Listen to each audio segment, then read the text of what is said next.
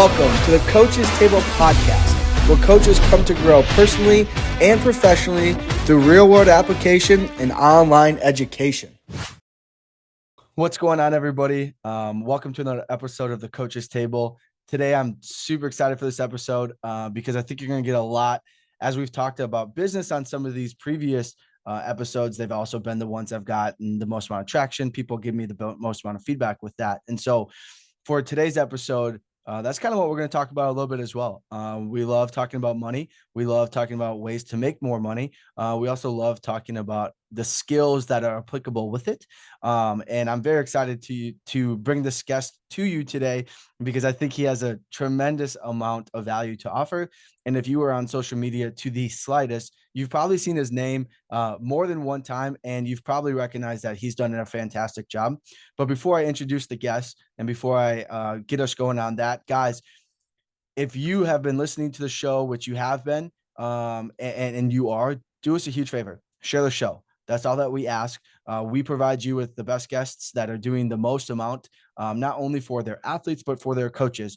And I'm very fortunate to get their undivided attention for a little bit of time and to provide that with you. All we ask is that you share the show. If you're on YouTube, do us a quick favor, hit the subscribe button. It takes 10 seconds. If you're on Spotify, it takes 10 seconds to share the show as well. Apple, same thing. Today's going to be jam-packed full of actionable information for you. And when you guys get value from this, share the show, help us out, do us a huge favor. We're growing rapidly on all platforms. So without further ado, Mr. Pat Basil, how's it going? Going great. Going great. How's for those that don't know Pat, I mean, if you guys are on Twitter, if you're on Instagram at all, you've probably seen his name. You've probably seen what he's been doing and how successful he's been at it. But prior to that, there was years and years as a strength coach doing it pretty much by yourself, probably with a ton of headaches, probably with a ton of frustrations, and figuring out ways to make it more efficient. And so if they don't know you, give us a super quick, like, you've been a strength coach for over a decade plus, but super quick rundown on where you were at and then where you're at today. So most recently, I was the head strength coach at Hamilton College up here in upstate New York, or a small D3 school. It had at the end 650 athletes and 29 teams. And the last year plus of that, it was just me by myself. Prior to that, I had a part-time assistant in and out, but I'd say about the last 2 years, so it was just me running all that. Prior to that, Bryant University, FCS level, Division I, Rhode Island for a couple of years. Spent about a year as a split football coach and strength coach at another small school here in New York. Then I was a player myself at Bryant football in my playing days. So player to both coach to strength coach to here we are. Wow. To entrepreneur, online, et cetera. So I think where a lot of people noticed your work, and we were kind of talking beforehand, but where a lot of people noticed your work is obviously doing 26, 29 teams by yourself is, incredible. Most people, if they have 4 teams by themselves, they're pulling their hair out, right? And what you've kind of done is created such an online presence in such a positive way to help coaches that maybe have a lot of teams and not a lot of help, maybe don't have that many resources. How and why did you start just putting yourself out there? I think that's the number one thing that coaches are afraid of, is just putting themselves out there. For sure. It's terrifying. So if you're sitting on the sideline saying, man, I'd like to do something like that. Like I was too, man. It's terrifying. Yeah. Because people will clap back at you online, especially starting out. They will challenge you because you're quote unquote, who's this guy saying this? Who's that guy saying that? Right. And there's this tendency to just agree with everybody. Like if you ever go on LinkedIn and watch 9 to 5 corporate people, it's just the most agreeable thing. Everybody, great job, great post, Bill. It's so insightful that you said that. And it's like, if you say anything that's like outside of what's generally accepted in strength and conditioning, people will come at you, and it's terrifying. But if what you believe is true and based in experience and legitimacy, and you stand your ground in a professional manner, you can start to earn a reputation. Yeah. Like I remember in 2020. So I'm kind of getting off track here. So, but this is important. How I started Yeah. on Twitter. Yeah. So for context, my situation, 29 teams by myself. You have to programming and figuring it out. You have to be efficient with your time. You have to systemize it. So that's if you follow me, that's what my content is about.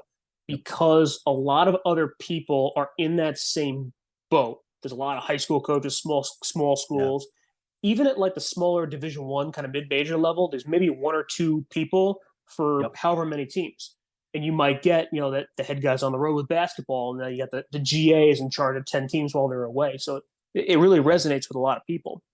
And also the resources part of it. You have big groups, but only like, 6 squat racks and 3 dumbbells. It all translates, right? And you see it goes to all levels. So there wasn't a lot of people talking about that. So that group of people kind of wasn't being served. We're talking about triphasic and isometrics and this and that and bands and chains and VBT and all these crazy things. It's like, what's the latest and greatest? How can we impress each other? And then like this group of people with zero resources and zero time just being totally left out. And that's what I started tweeting about, was just sharing what I do. And this is kind of the biggest thing is it's just I started sharing what I do, and it seemed to resonate with this group of people who have limited resources, smaller schools. And people started DMing, hey, this is really helpful. Thank you so much. And then I started to realize, like, these people really need this. They need help with this. And that's what it became, was sharing what I do in the small school, limited resource setting, because there are tons of other people out there in the same predicament that I am. So that's all it was. It was just, I'm in a tough situation. There are other people in a tough situation. They need the solutions that I figured out over time. And it's just sharing. It's all genuine. It's just, hey, here's what I did on Tuesday. Here's what I do to solve this problem. And that's all it is. So that ties to my social media content. It's just, that's what it is. It's, here's what I did for 5 years in the small school level. It worked. Here's what didn't. Here's why. Boom. That's all it is. Now getting on Twitter, tying back to where I was, 2020 world shuts down. I get on Twitter because what else are you going to do? Right. Everybody started doing that because we all had time. Right. And I started, getting conversations about this and that. And I had one tweet about, and it was mental toughness or cleans, probably both. Probably both. It still works today. People still go off about that today. But I had, a discussion with a fellow on the public domain, but he was like basically attacking, and I was just refuting with general points, and like it wasn't an argument. I was just saying, this is what I do, but it was a very professional kind of demeanor. Sure. And after kind of the dust settled, somebody else DM'd me and was like, dude, you handled that so well. That was so professional. And I think that conversation, that kind of Twitter argument, started people recognizing me as somebody with half a brain, because I didn't just attack the other person. It was, here's what I do, here's why, here's my rationale, very professional and reasoned. So tying back to my original point, if you're afraid of like people chastising you about your opinion, it's an opportunity to, I wouldn't say defend yourself, but support your opinion. Right. Because if closed mouths don't get fed, if you don't speak up and you don't share what knowledge you have, one, you're never going to grow an audience. You're never going to be able to earn anyone's trust, and you're never going to be able to help people, because that's really what it is. And we're going to talk about selling and marketing and all those things. Yeah. It comes down to trust and helping people. If people don't trust you and you don't put your knowledge that could help somebody, man, you're doing the world a huge disservice, because that's what selling and products are. They're solutions to the problems people have. There are ways to make people's lives better. So if you have knowledge or you have a solution to something that keeps people up at night, it's your responsibility to share it. and it's selfish to hold it back, regardless of what some numbskull knuckle dragger has to say about it, or crayon eater. I saw that today. That was great. Some crayon eater has to say Yeah. about it. Yeah. So it comes from a selling and marketing and content creation. It comes from a good place of genuinely helping people, and I don't think that's recognized as much as it should be.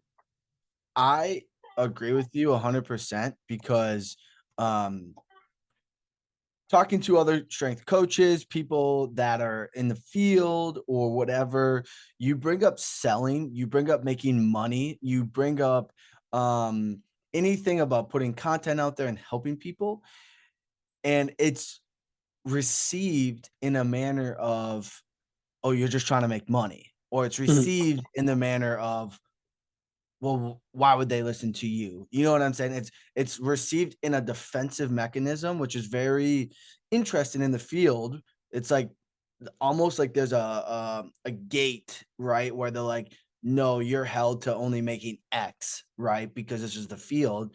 But if you go to business, if you go to finance, if you go to anything else, if you talk about making money, people's ears and their eyes are like glued to you, right? Like, cause it's like that's all that they want to do. But for whatever reason, it seems to almost be met in like a scapegoat, right? But I agree Mhm. with you.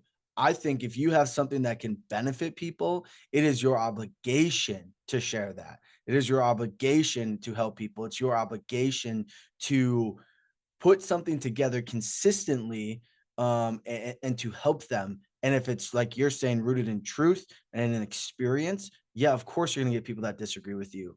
Welcome to life, right? Mhm. But like if you can say, well, this is why I do it, and like you said, in a professional manner, I think that's really the valuable component of that. But I don't think we should be afraid of making money and charging people um, for what it's worth, not just, oh, I think 50 bucks is okay because I don't want it to be too expensive. Like charge Mhm. what it's worth. And actually, if you're on the more expensive end, they're going to see more value out of that rather than paying $50. They're just not going to see the value in that, even though it's cheap. Does that make sense? You know? Yeah, no, pricing is this whole other animal. There's definitely perceived value, but Yeah. yeah, it's Yeah. yeah. The one thing you don't want to do is race to the bottom because it's oh 50, oh that's too expensive. Okay, I'll do 40. Okay, I'll do 30. Nah, too expensive. Okay, I'll do $10. How good could it be? It's only $10. Like you can't win. You can't Right. win. Right. Also, charging. I was talking to. I'm gonna give another shout out. Wendy Earlbeck is a dietitian. I don't want to say nutrition. She's a dietitian and a very good one. I was Mhm. talking to her about pricing and charging what you're worth. Like you were saying, it's about self respect. You should not be handing out your time left and right. Now, there's something too if you're just starting out and you're trying to build rapport and you're trying to get your name out there. That's one thing. But once you're an established professional, your time and your expertise is worth money. And there are people out there that will respect it. And that's who you should be pushing your message to. Because there's going to be a lot of tire kickers. There's going to be a lot of people that send you a million DMs and ask you questions, and they have no intention of ever returning value back to you. It's like, look, I have all the value in the world to help you, but you need to return value to me. And that is not selfish. That's self-respect. Yeah. That's you would never go to the grocery store and say, "Hey, man, I love your grocery store. I love Walmart so much. Hey, can I have a gallon of milk?"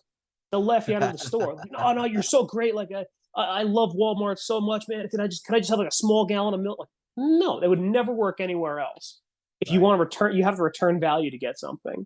And there are plenty of people that don't understand that, and that's fine. It's not for you, and that you have to be okay with saying no. Like, sorry, I'll give or have some kind of free have some sort of free content that can be helpful. So here's this. I have this old tweet, this old thread, this old blog post. This will help you. And if they want more, they can pay for it, but you just have some offering for them.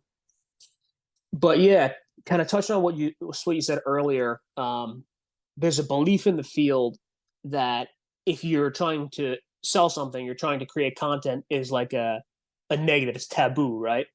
Mm. I think that I'm not sure where that comes from, but we all believe it. Now that I've been Yeah. doing this for Sadly, you know? yeah, it's like Yeah. where did this tradition come from, and nobody knows. Yeah. Um, I can Yeah. tell you, doing this for a few years now, I have Yep. not once heard that. So Yeah. if that's holding anybody back, I have not once had somebody DM me and say, "You're just doing this for the money." Never once happened. But I do get daily emails and messages of people saying thank you. I have a ton of testimonials you see me put out all over. Those are all Yep. genuine. Those are all people that come out of the woodwork to tell me about it. Yeah. So it's hard and it's scary to put yourself out there, but nobody's going to fault you for making money. And that's becoming more normalized, which is awesome to see. I'm seeing more people taking shots at creating products and creating their own Yes. money, right? Because Mhm. nobody's going to look out for you like you are. So if that's something that's holding you back, don't let that part hold you back, especially if it's good. Now, if you're like a charlatan and you're selling nonsense, Yeah. you're that's there. People are going to come at you for you earned it. But Yeah. if you're generally trying to help people and sell, nobody's going to fault you for that. And if they do, just block them. Like just block them. Yeah, there's going to be one or two crayon eaters. Just block them. Yeah. Yeah. Yeah. No, that's so true, man. Um, I agree with you. I think we need to kind of get out of this thing of like, don't worry about like that you shouldn't make money. I have some friends that have made a lot of money online, six figures plus online, which is fantastic. And I think it's amazing. So with that, if we could kind of start to peel this onion back a little bit, because I'm very interested in this and we've kind of talked about this offline a little bit, but if somebody's setting something up, if they are setting a product up, and now they are going to start collecting email addresses. First, let me ask the question, how important are email addresses for somebody that is attempting to grow online or make money online? It's absolutely crucial. Yeah, you need to have an email list. And I waited like 2 years to do it. And if there's one thing I could change is I should have started collecting emails earlier. And I did through each sale, I got their email list. I was kind of building it without knowing it, and thank God I did. But let's take a step back because I'll Sure. get to the email why it's important. It's not just about Yes. sending an email. Yeah, exactly. Um, Yeah, yeah. so I wouldn't start with a product in mind. What I would do is start creating content, just get started and start talking about what you uniquely do. Just start Mm, sharing your experience. People say, "Oh, I have this. I want to sell this automatic pizza maker, so I'm going to start tweeting about pizza." Well, you might not know anything about pizza, or the people you can reach might not care about that. So I would say share what you uniquely do. So let's talk about if we're strength and conditioning. Let's say I'll give you an example. There's a physical therapist I follow, doing really well with social media, and his niche is runners. All he talks about is helping runners, strength training for runners. Do these exercises if you're a runner looking into strength training. Um, Start talking about the one thing you uniquely do. He himself is a runner, so his content as a physical therapist is about rehab and training for runners. So therefore, when he goes to monetize, he has an audience of people that are attracted to that thing. So what is it? What is it that you uniquely do? What do you do different than everybody else? That's called a niche. All right, a niche is a subgrouping of people kind of in a market. So yep. there's strength and conditioning. There's small school strength and conditioning. There's high level small groups, say high level basketball. There's sprinters. There's um, you name it. There's Speed, big group there's yeah, football speed. conditioning, there's yeah, there's so many subcategories inside of the larger strength and conditioning, right? Exactly. So I would say, what is it the thing you know well, and what is the thing you uniquely do? So you could be an expert in something, or Mm-hmm. you could do a different, do something maybe a little different than the other people in that domain. So like maybe you teach speed, but maybe you do it a little differently than others, and you have a different take on it, and that can be your niche, your edge, something that separates you from the pack. So you're not just any other speed guy. But make it genuine. Sure. Don't just come up with crap because there's a lot of charlatans out there. We see them on Instagram and the nonsense. Don't just come up with some crap to make yourself different. Do something Right. that's uniquely you because there's something we all do that's a little different from everybody else. Mm-hmm. Talk about that. And when you talk about that and talk about that and talk about that, the other people that will find that valuable will start to find you. And Right. that's how you start to build your audience. And then they will tell you through either engagement or questions what they need to know. And then you can tailor your content toward answering those questions. And how do you know what to tweet about? Just get started, share what you uniquely do, and then they will literally DM you and ask you questions. And Yes. then you could fire off like 5 tweets about this one thing. Like, I'll give you an example from today. Some guy replied to my tweet, when do I do like a VBT power phase? Sure. And that led to like 3 tweets. What is VBT? Okay, VBT isn't a training method. It's a quality control thing. It's a way to measure. So that's one piece of content. Right. When would you do a power phase? Well, actually, I wouldn't do a power phase. I would train power all the time, right? All the time. Right. That's another piece of content. Or like, when is a time to specialize in power? If you have an advanced athlete and you're like going into like the playoffs, but that's like 3 separate pieces of content. Yeah. And then you could even double down on that. Like you could write, so that's like a tweet on each one. And then you could even do like a thread, a deeper dive on all 3 of those. And as they resonate, then like now talking about email, and here's why email is important. Now I can write a longer form piece, like a blog post about any one of those topics and send it to you in an email, because email is a lot more, when people are checking their email, they have a few minutes, right? Yep. And it's a lot more intimate of a relationship. Like a tweet, we're all scrolling through and it's top level. But an email, I'm sitting down, I'm reading this, like for you to accept my message in your inbox, it's like you have given me permission to enter your house in some way. That requires a level of trust. And now because you've done that, I'm able to share this longer form piece of content. And it goes back to trust, right? I got your attention with this content post. I got your email address, and now I'm giving you this like huge breakdown of why we do concurrent training and we train power all the time instead of just a little bit of the time. And now you're starting to develop a deeper relationship with your audience of like, okay, wow, this is really good. This is really helpful. I can use this. It's actionable, but also it's a chance for you to show off. Like, why would anybody listen to me? Like, I just gave you a 500-word email on why you should do this and that. And somebody can take it and run with it. And then when you finally do have a product that you're going to sell, people trust you. It's like, okay, man, if his free stuff was this good and this helpful, I can only imagine what the paid stuff is good.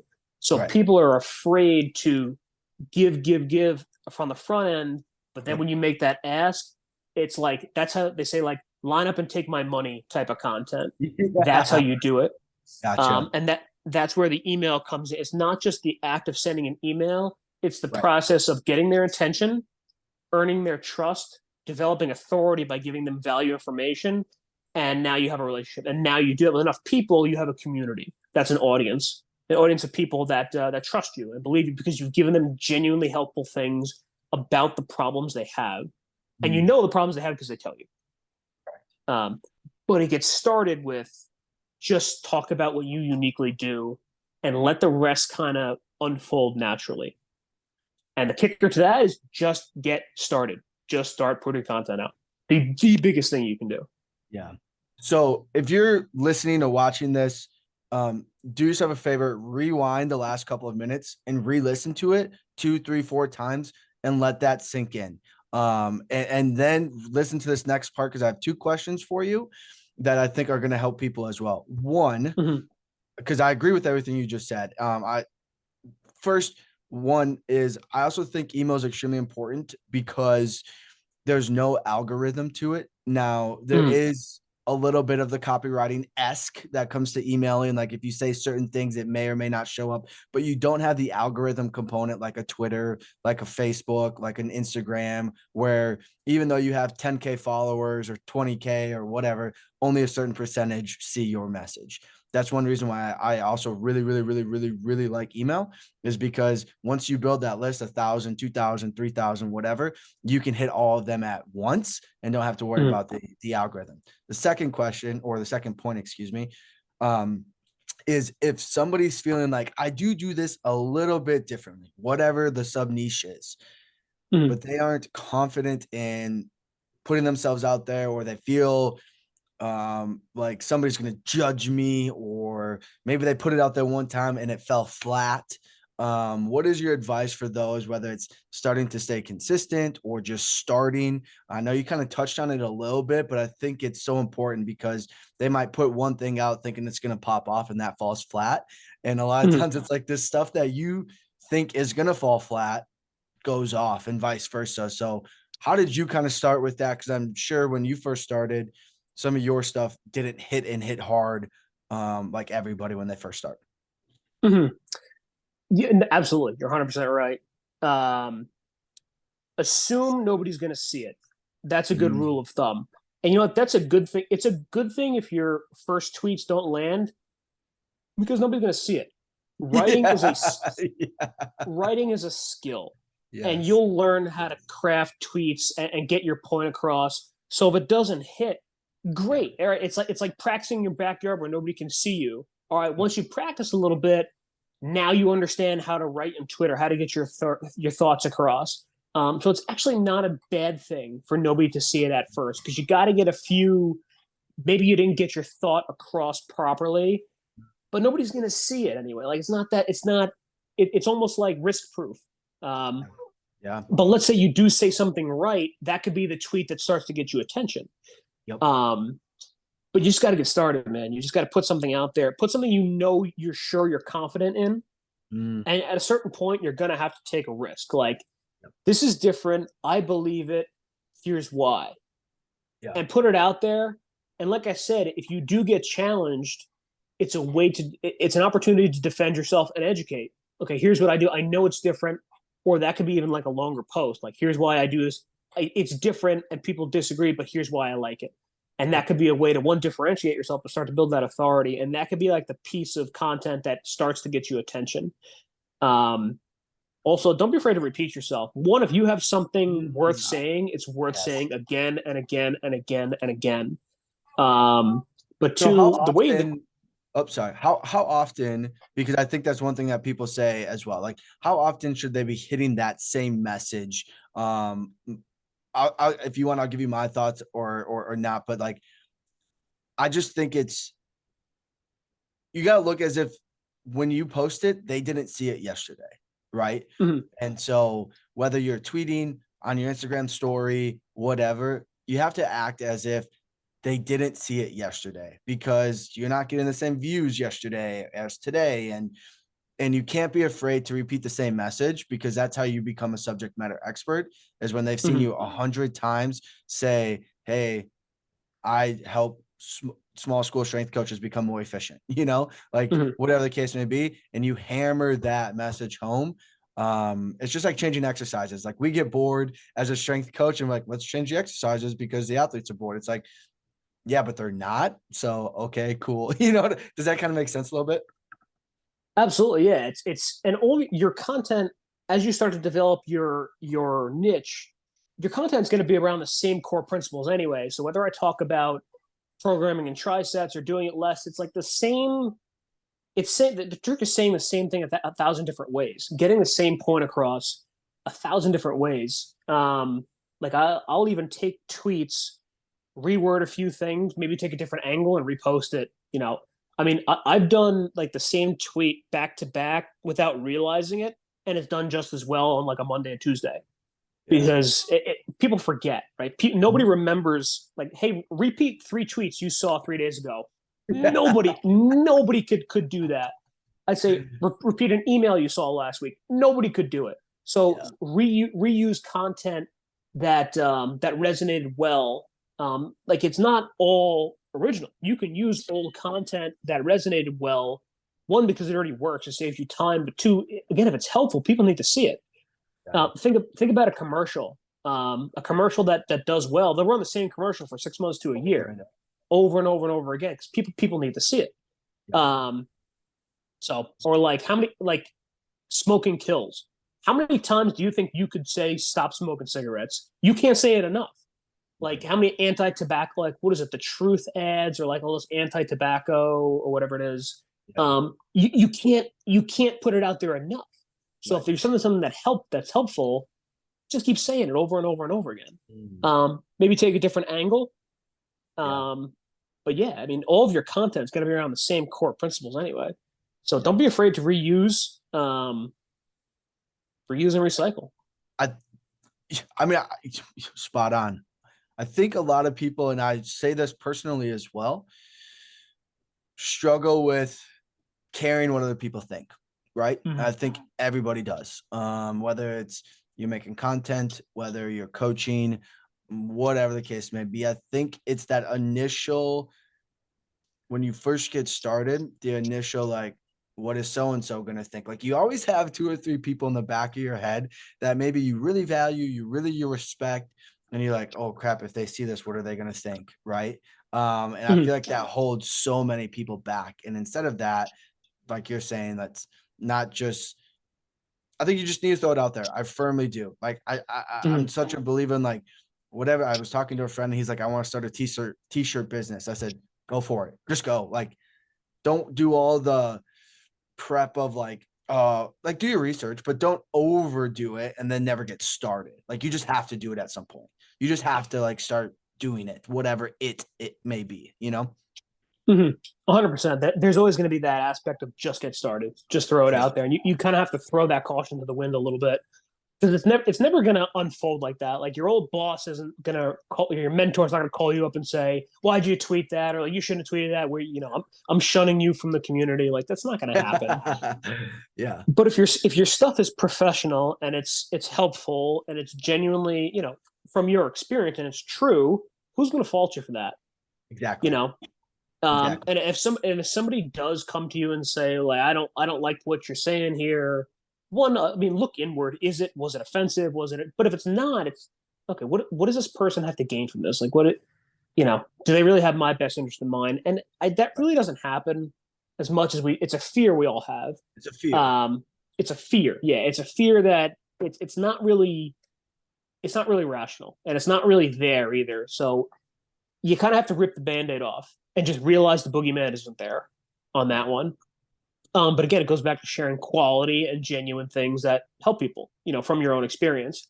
If you're putting nonsense out there, it's a different story. But I mean, if it's genuine, helpful, rip the Band-Aid off, put it out there. What's the worst that could happen? Yeah. I agree with you 100%. So what about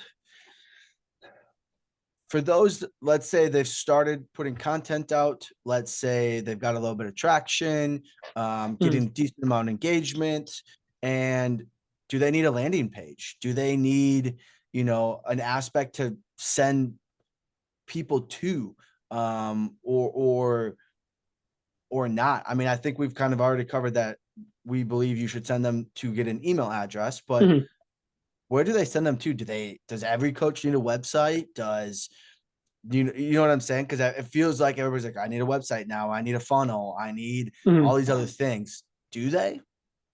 What are your thoughts? You need some way to get them to, say owned land versus rented land. This kind of goes back to the algorithm. Your platform can get shut down at any time. Twitter can delete your account. Instagram can block you. Whatever. So you need to get them onto something you own. The easiest way to do it is an email list. You do not need a standing website. Standing websites are tough because you then have to take traffic and move that traffic to somewhere else, usually through something like email anyway. So if you can just deliver the information, just do it in the email. Gotcha. Now, do you need an email provider for that? You need some sort of email provider for that. And I don't mean like a Gmail, like, hey, drop me a line at my Gmail at, joeschmo@gmail.com. You're going to need to look into some sort of platform. The easiest one to use that I use for my stuff is called Gumroad. It's probably the most simple, straightforward. ConvertKit is what I use for my more regular email marketing now. MailChimp is another one. I found ConvertKit to be really easy to use, although you do have to have your own domain. But the easiest one to use is Gumroad. Like you see, most of my products are hosted on Gumroad, and it's a free account. So here's kind of like a crash course on anybody's looking to set up. Here's what you do. You create, if you're looking to get somebody off Twitter and onto your email list. So let's say you've gained some traction and you want to start delivering more value and just get them off Twitter. Give them something for free. Create a free $0 product. So like a checklist, 10 mistakes I've learned in strength and conditioning, or like, these are my 10 favorite exercises, or like something of value A lot of people do these crappy, but like, so when you do gain traction, give them that free short thing, Yep. and it gives them value, because then you make it a free product. They go and, quote unquote, buy it or download it, and boom, now they're on their email list. And Right. it's not tricky. I want people to understand this. You're not tricking them and like sneaking their email address. They have to enter their email address to get it. So they're consenting to get it. That's It's an huge. exchange. It's a value exchange. You give me your email address and I'm giving you this valuable content, video, checklist, whatever, Yep. because you gave me your email address. It's an exchange from them. Exactly. And you can unsubscribe at any time. You can make that, a lot of them make that clear, like in the sign up page, but there's usually like an automatic thing, unsubscribe anytime here. And you can say that when they get it. Now we're getting a little advanced, but when they get their product, they'll get a welcome email, or you can have a welcome email. And you can say, hey, here's who I am. Here's what I do. Thanks for signing up. If at any point you want to unsubscribe, here's how to, and you literally show them how to do it. So every step of the way, it's like, here's what I am. Here's what I'm here for. If you don't want to hear from me anymore, unsubscribe, and we're good. So it's 100% genuine, 100% above board, not spammy, because here's how to walk away if you want to walk away. No problem. Yep. But that's how you start to build your email list. And that's another way to kind of like dive deeper into your thing. So let's say you have built traction and you have started to gather a little bit of momentum with this idea. Give them a little more information about it in that free product. And this doesn't need to be anything grand. Like it could be a page, 2-page, like a quick 2-page write up on why you believe what you believe, or this one thing. So it's something of value. It's not just crap to get their email address, because that's your first impression, right? That's your first impression to make, to put yourself as an authority. Like, man, this guy actually knows his stuff. And now they're on your email list. And now you started to build that trust with them more so than you had. But so that's how you start your email list. Yeah. So let me ask you a question on that, because I think a lot of times when people do this, and I've made this mistake before and probably still currently do. I think they try to, don't take this the wrong way, give too much. And what I mean by that is, hey, if I'm giving you a free 2-page report, they try to make it a 25-page report or a 10-page report. And then it's just too much for the audience right away, because they're like, I'm not going to read all of this. I'm not, even though you put your heart, your soul, and a lot of things into it. I think if that makes sense, like some people may take this the wrong way. How can you give away it's not that. It's, if you're giving them a 2-page report, make it 2 pages, right? Now, if they want additional stuff, then make it additional stuff, but have the understanding and the respect as well to say, even though I have so much more to provide than just these 2 pages right now, this is a 2-page thing. And that's very hard for people right away. Right. 100%. And it can be helpful. It can be, it can be something that's value, something that's helpful. I'll actually give you an example. The first one of these I saw was actually from Zach DeCant. So he had it was like a free baseball pitcher's conditioning thing.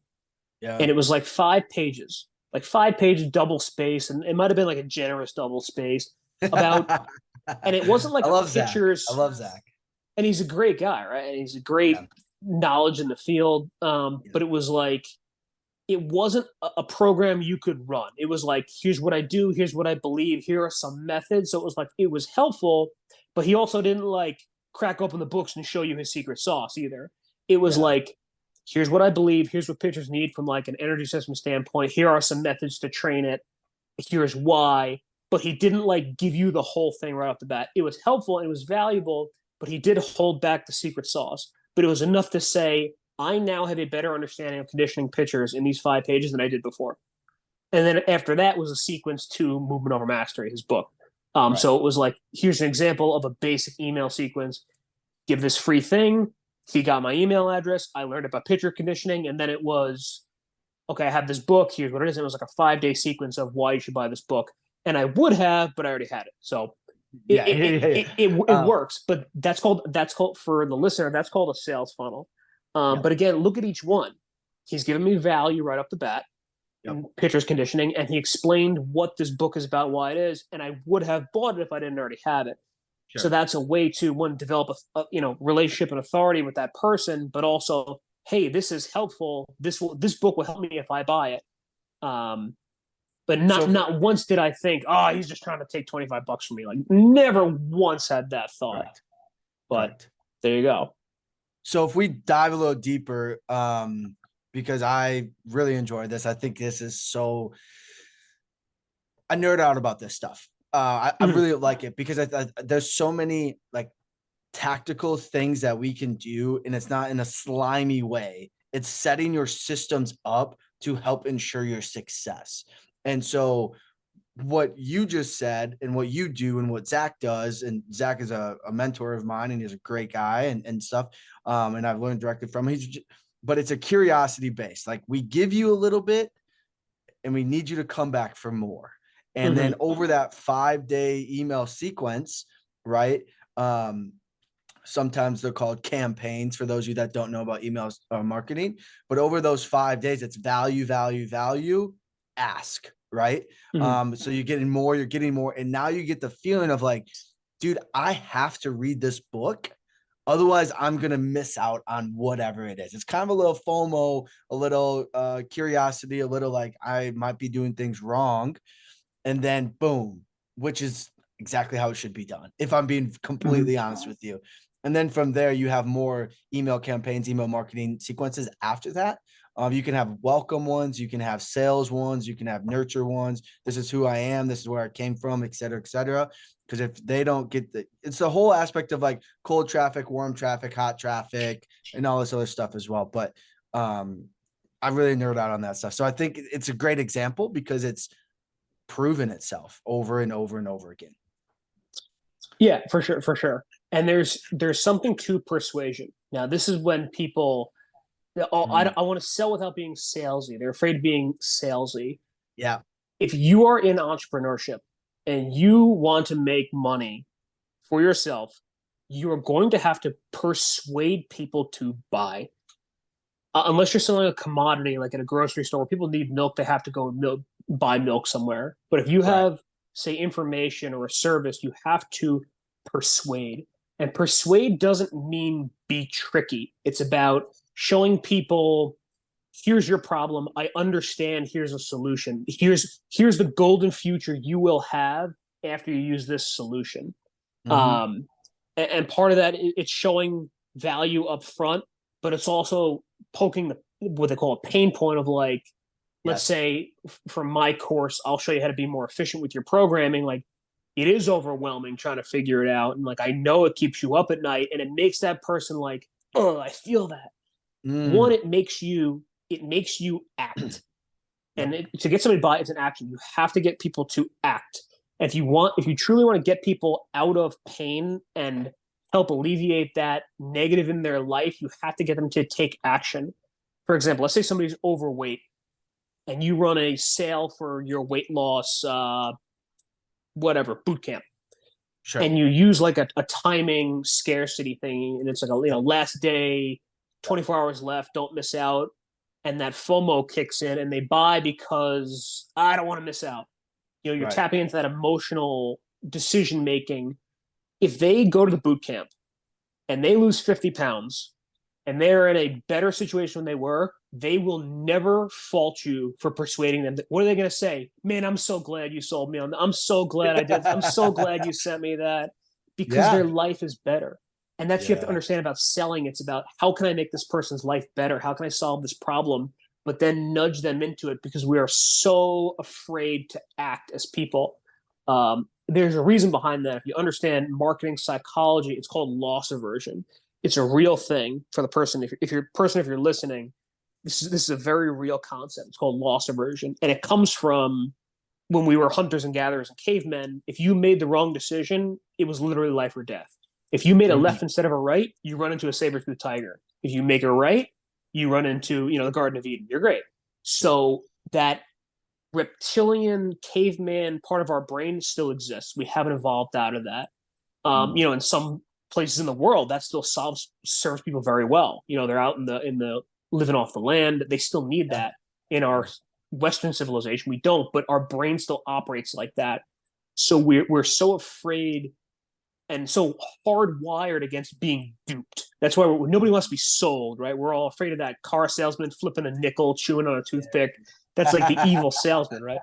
It's that it's that loss aversion, hard wiring kicking, and that's what it is. It's that caveman sense. So to Mhm. overcome that, when you build a relation, build trust, build an authority, but you persuasion will always be a part of it because you have to punch through that hard wiring to get Mhm. people where they really need to be. And that's your job as the marketer and your job as the salesman is to understand their pain points, persuade them enough to act. And once they act, you can get them out of pain. Because again, it's about helping people, but you have to get people started. And that Mhm. requires persuasion. And it's Mhm. not about being pushy or sneaky or salesy because you can persuade people without being sneaky. And it goes to things in trust. And there's a great book by the Bible on this. It's called Influence by Robert Cialdini. Yeah. It's like the persuasion. It's literally called persuasion. It's the Yeah. the the Bible behind this stuff. So if you're getting into It's marketing or you're going to it's sell really anything, thick too, isn't it? It's like this thick. it's a Right. textbook. Yeah, it's a college Yeah. textbook. Yeah. Yeah. But those are the seven core marketing principles to persuade. Things like authority, scarcity, Yep. urgency, and those are all ways to persuade. And you can't be afraid to use them.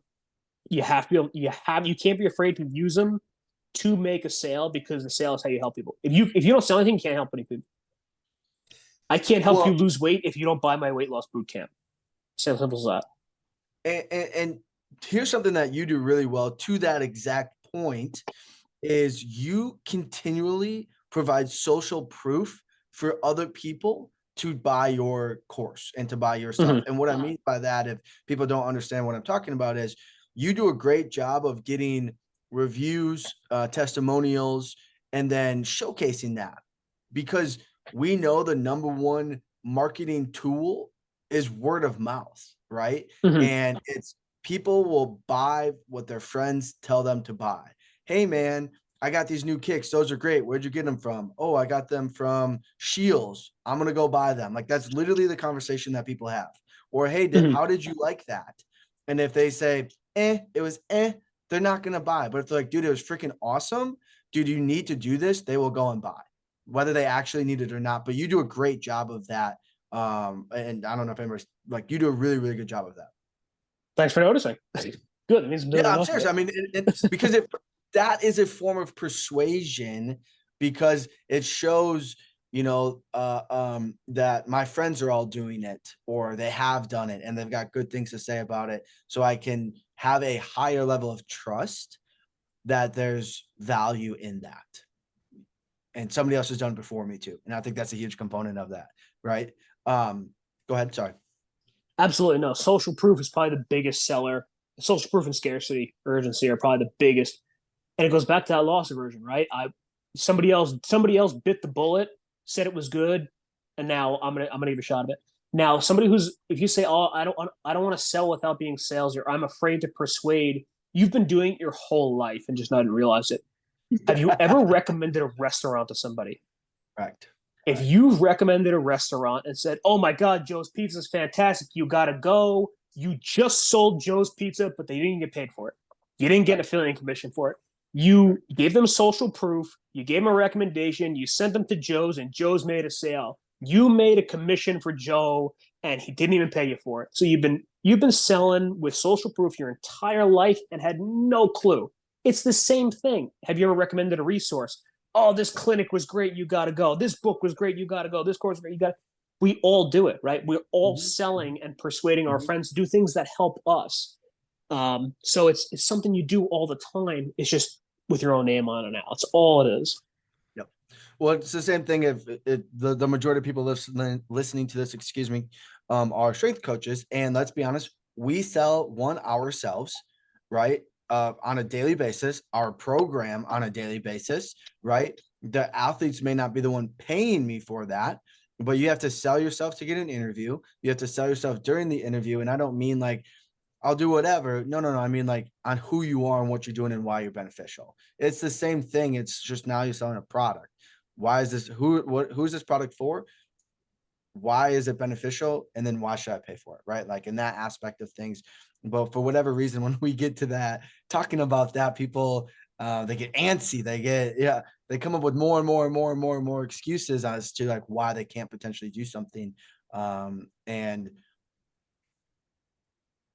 I don't want to say that it's not as hard as what it thinks, because I think it's extremely difficult, but it's in a very broad sense, not as difficult as it may seem, if that makes it. Do you understand what I'm saying from a different standpoint? Like, I think it's really hard. I think it's really, really, really hard, but it's also not as difficult as what people may perceive it to be.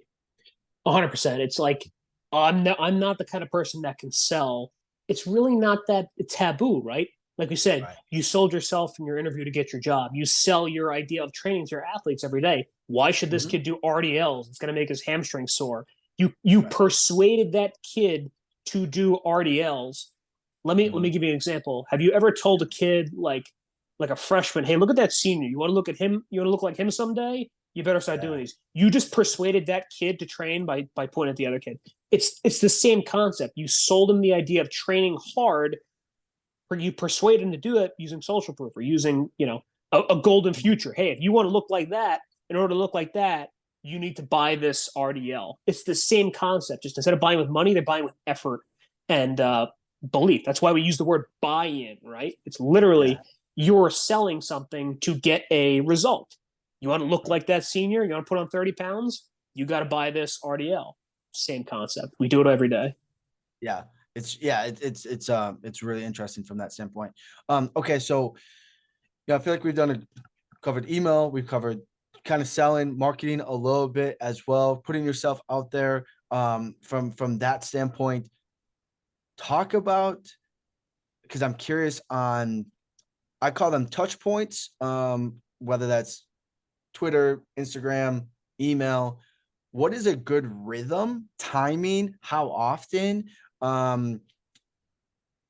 What does that look like? From how often should I send emails? I think it's very different for everybody. But what have you kind of found to be this is a good rhythm flow-ish tweets, more tweets, less emails, etc.? Getting started, getting off the ground, start with something you can be consistent with. It doesn't matter. Even if it's one tweet per day. Like people say, oh, I don't have time to create content. Go back and look at your screen time. If you're sitting here listening to this podcast, you have time, I promise you. It doesn't take, it takes a minute to think of an idea, articulate it in 280 characters and tweet it once a day. Just once a day, start it. And start it as a challenge. Okay, every day this week I'm going to tweet. Yeah. And as you start whatever you can commit to, that's fine. Start with that, because then you start to build a habit. You start to show up, and once you get the habit down, it all flows. Right. But as far as what I found to be optimal, I tweet twice a day, value, something helpful, and I do one thread per week. So it's 2 tweets per day and then 1 thread per week. That works for me. But I did not start out that way. I started with 1 a day, every other day. And I've done as many as like 3 or more. And I found when I dropped down, it was more quality and less stuff. So if you could get up to two per day, that's a good place to be. But even 1 just getting started is plenty. Instagram, I'm really just started getting rolling again with Instagram, but I found it similar. So I'm still experimenting myself a little with Instagram, but I'm still 1 a day. So I actually do Instagram on easy mode. So I use a scheduler called Hype Fury to schedule my tweets. So it's actually me writing the tweet. It is me writing it, but I'm able to schedule it in advance. And Hype Fury has a feature that can cross post it to Instagram. So I'm not actually posting on Instagram. Hype Fury, I guess I'm not actually posting on Twitter, although I am. Hype Fury is doing both, but it's me writing the content.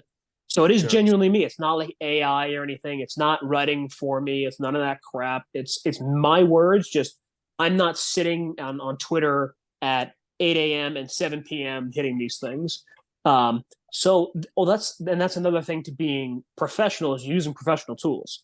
I'm not sitting here tweeting 3 times a day. I write what I have to say, I put it in the scheduler, and then I go on with my day, or I work on other projects. So tools help, but I would say don't worry so much about that stuff.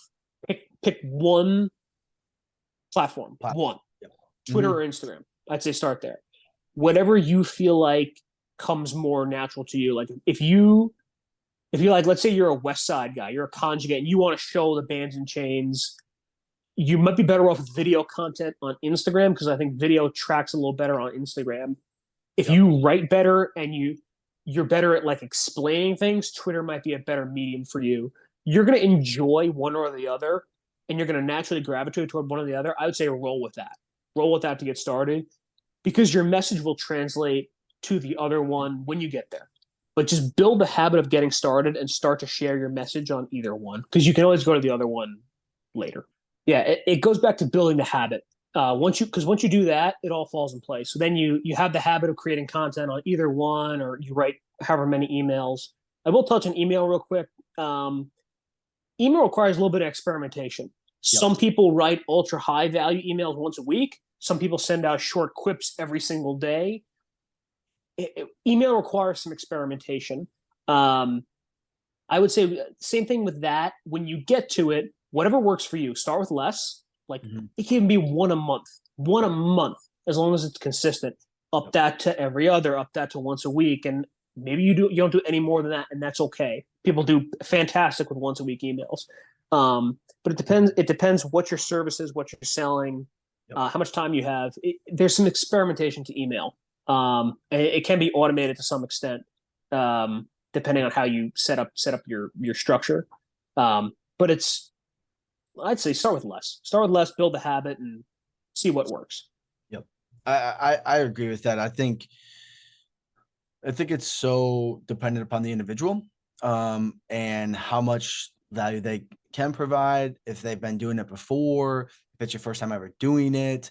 Can you write? I think there's so much that goes into it. And I mean, you've probably been through this, but as you do it more consistently, your quality is better as well, whether it's writing, formatting, whether it's even the flow and the sequence of an email, and you learn copywriting a little bit more, you learn persuasion a little bit more. At times I feel like people can think that there's so much to learn in such a short period of time that they got to be a master at it tomorrow.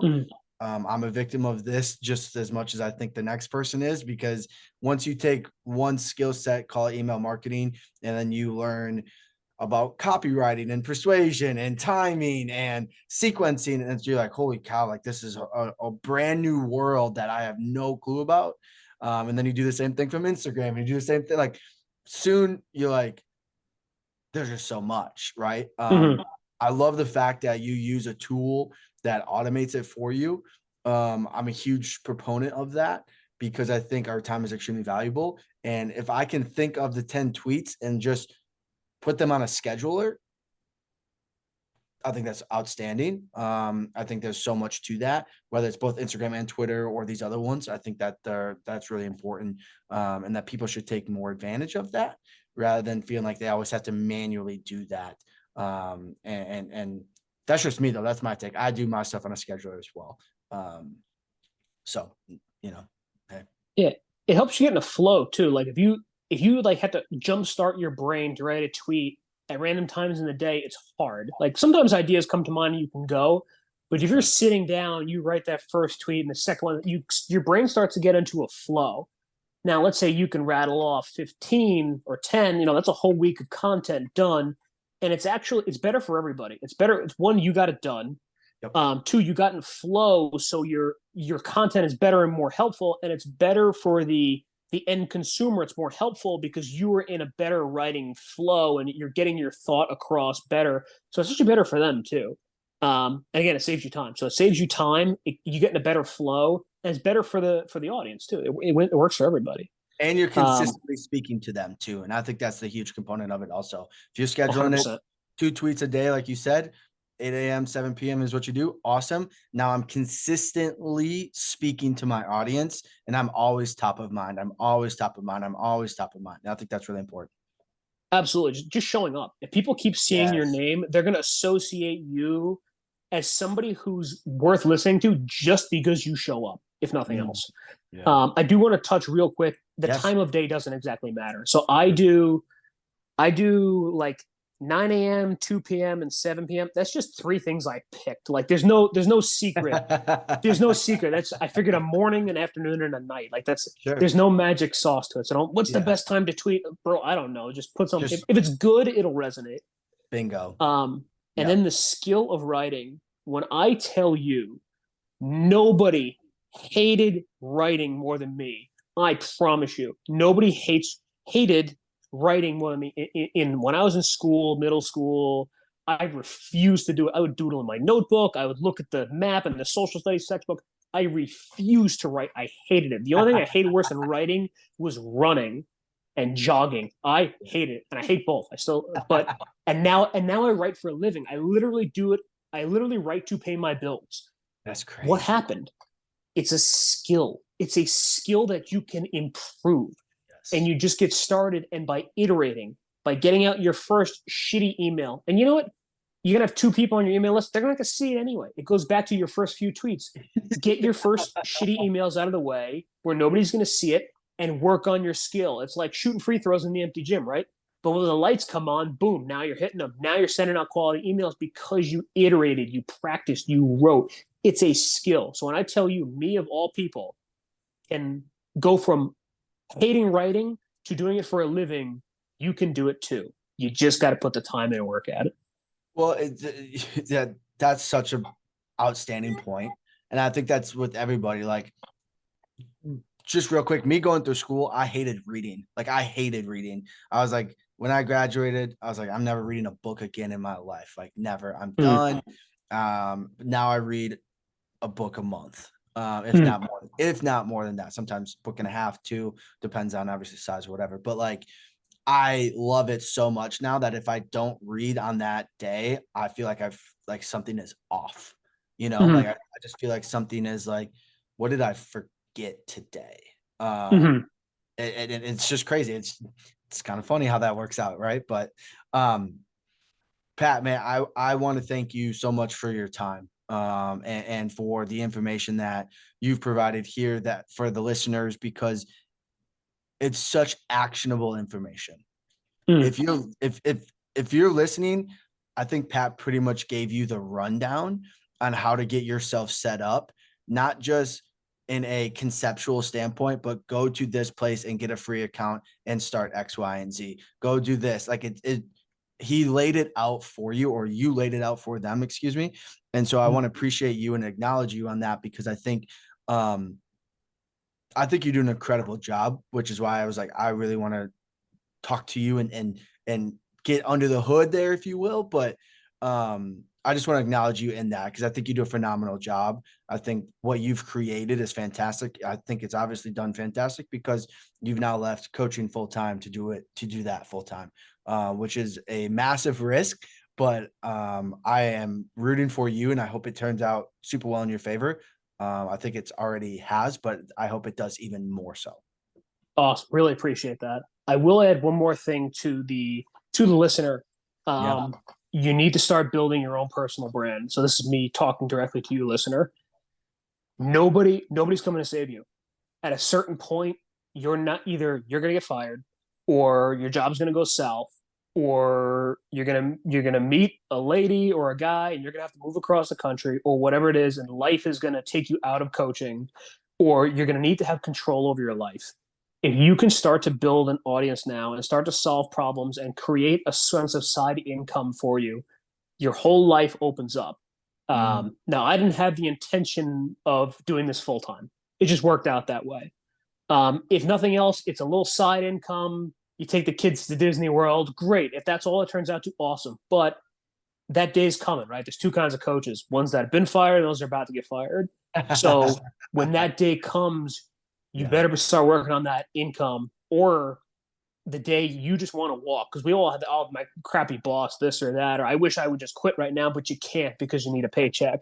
Well, guess what? Nobody's coming to save you. So if you start building that today and you start creating a side income stream that helps people, you can walk when the time comes. Believe me, when you want to go, you can go, and it's a hell of a great feeling. So get started. So listener, re-listen to this podcast, take action, get started today. I promise you, in 2-3 years, you'll thank yourself. If you do, reach out to me and tell me about it, because I want to hear it. Yeah, I was just gonna ask you, and you kind of said it there. How, and it's so hard to put a timeline on this, and so if it's like I don't really know, but like if somebody that diligently does what you said, they're actively posting on social consistently. They are creating a product. They are creating a personal brand, all etc. I don't even know if I want to ask a question, but like, what's a realistic time frame for them to start making money, right, and then doing it consistently? And I know that's such a hard question to ask because it's so different based on individual.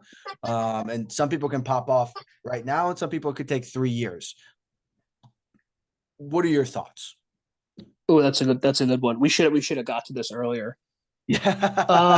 Oh, that's a good such a hard question. question because you just don't know, right? Like you just don't know. There are some general rules of thumb.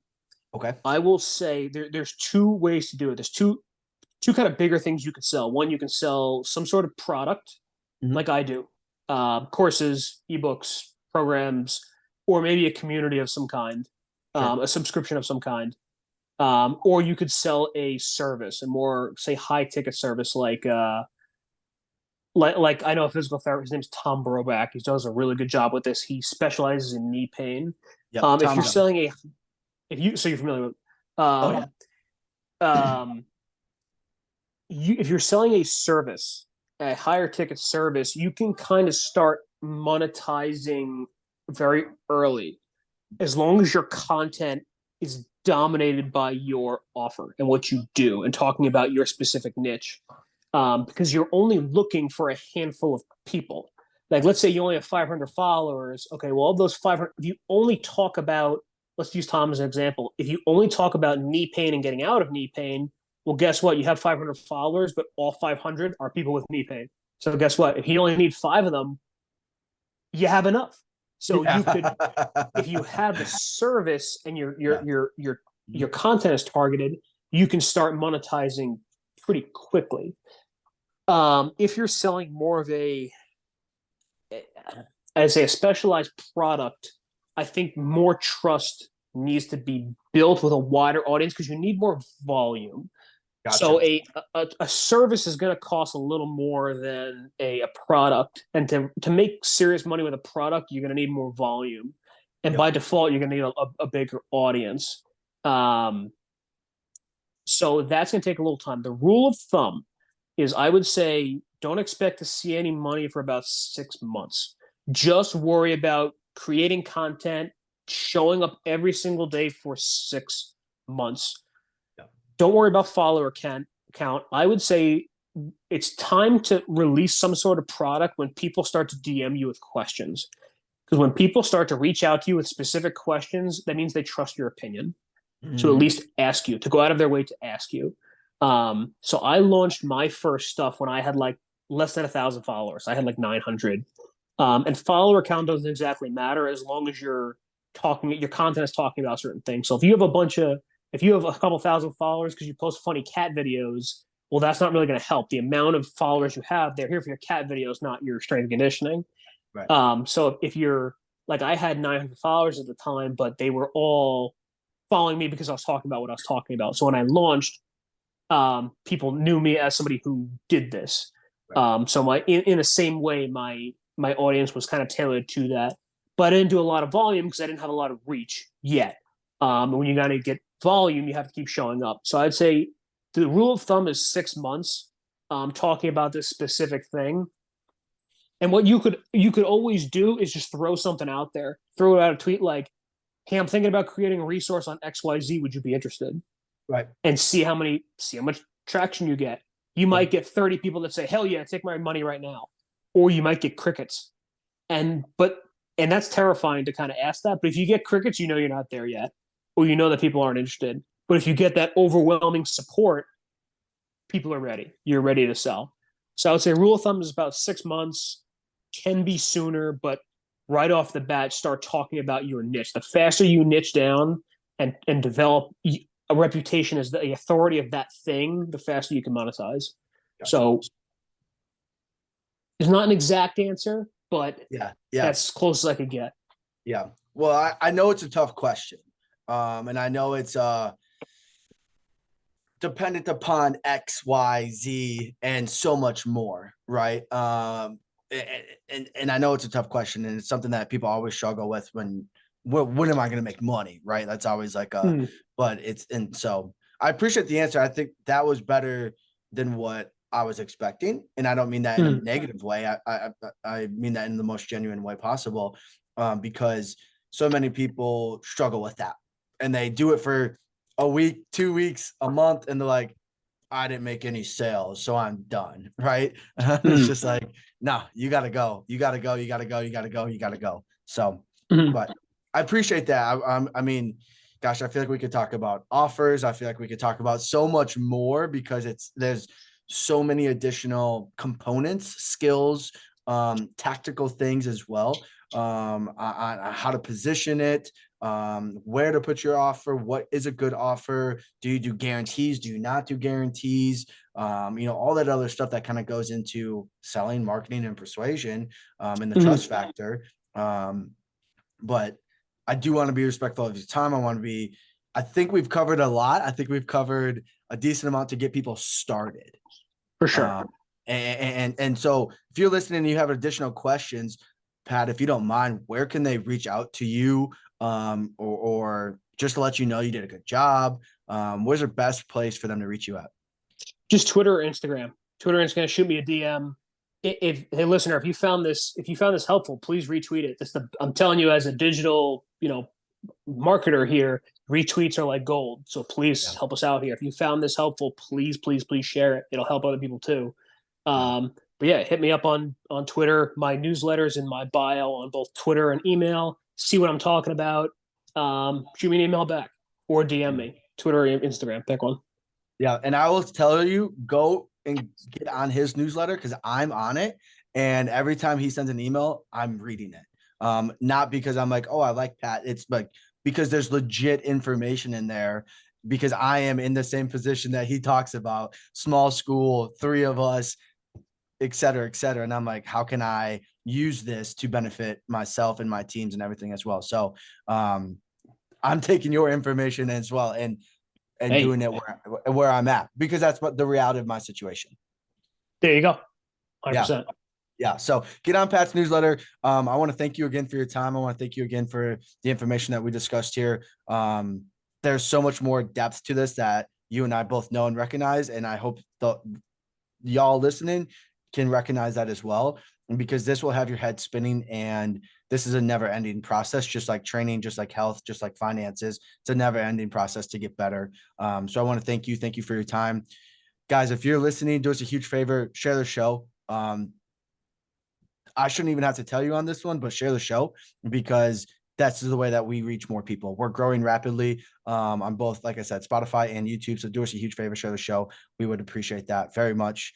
Pat, thank you for your time. Thank you for coming on, and I greatly appreciate it. Absolutely. No, this is an awesome talk. It's awesome to geek out about marketing and sales, and it was a lot of fun talking about it. Yeah, different from the typical SNC podcast you hear about. It was fun. Yeah. Well, we're trying to be different. Sometimes we talk tactical things in regards of methodologies and stuff, but I think some more pressing issues is teaching people skill sets to help them make a little bit more money. So 100%. Cool. Thank you very much. And guys, I'll catch you on the next show.